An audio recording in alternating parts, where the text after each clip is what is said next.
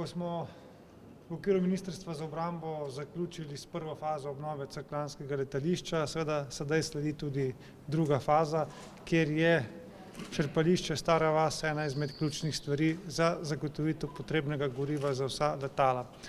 Cerkljansko letališče naj bi bilo namenjeno tudi NATO-vim letalom za prečrpavanje, za dodatno dobavo goriva. Zaradi tega je ta zmogljivost za nas izjemno pomembna v tej drugi fazi in logično je, da je potrebno to črpališče v Stari vasi obnoviti, prenoviti, jih uskladiti z NATO standardi, ker žal je tam tehnologija zastarela iz bivše prejšnje države. Iskali smo potencialnega partnerja, ki ima znanje, ki ima know-how in tukaj smo se našli za termoelektrarno Brestanica. In na takšen način prišli do dobrega partnerstva, ker bodo oni predvsem pomagali z osebjem, z znanjem, zato da bo to črpališče ustrezno funkcioniralo in delovalo. Mi bomo pa kot Ministrstvo za obrambo zraven prišli z investicijo, da to črpališče postavimo na nek nov višji nivo in ga tudi predamo potem v uporabo vsem potrebnim deležnikom pri tem letališču. Sistem je pa zamišljen seveda tako, da bo gorivo prišlo po železnici, od tega črpališča dalje pa potem po cesti do samega letališča.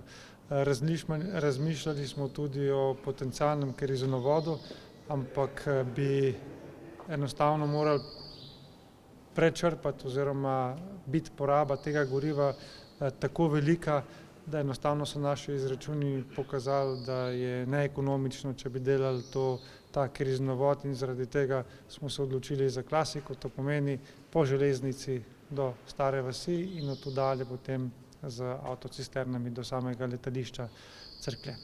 A je to v skladu s to napovedjo, da se ne bi več toliko navezovali na pristanišče v Kopru, pa bolj na blagovne rezerve, pa na druge centre po državi za oskrbovanje gorivom? Ja, to ni del teh napovedi. Seveda mi moramo vse projekte, ki jih delamo, usmerjati v smer, da so čim bolj razpršeni in da ni odvisno samo vse od enega centra, ker če nam pade en center, potem nam lahko pade celotna zadeva. Tako da poskušamo tovrstne vire čim bolj razpršiti. Ta obnova je posvečena drugi fazi nadgradnje cerkljanskega letališča, ker s temi investicijami, ki smo jih zdaj zapeljali v prvi fazi, smo prišli do urejenega, z vsemi potrebnimi aparaturami dostopnega letališča. Zdaj pa je ključen drugi vir. Če nekdo pride k nam, potrebuje tudi gorivo in za te potrebe seveda je ta črpališče v Stari vasi ključen in nujno potreben. Glede deležev, o katerih ste govorili, Ministrstvo za obrambo je lastnik na tem področju v 79%, TEP v 21% in tudi po tej plati se mi zdi racionalno, da naše potencialne partnerje iščemo med že obstoječimi solastniki tega območja. Veliko stvari bo olajšalo tudi, kar se tiče same investicije, ker se veste, da ti vlagaš v neko lastnino, v neko infrastrukturo, potrebuješ dovoljenje in soglasje lastnikov in če je solastnik tudi partner pri tem projektu, potem je seveda vse lažje. Koliko pride pismo ta investicija oziroma roki, izvedbe? Ja, mi bomo začeli v prihodnosti s to investicijo.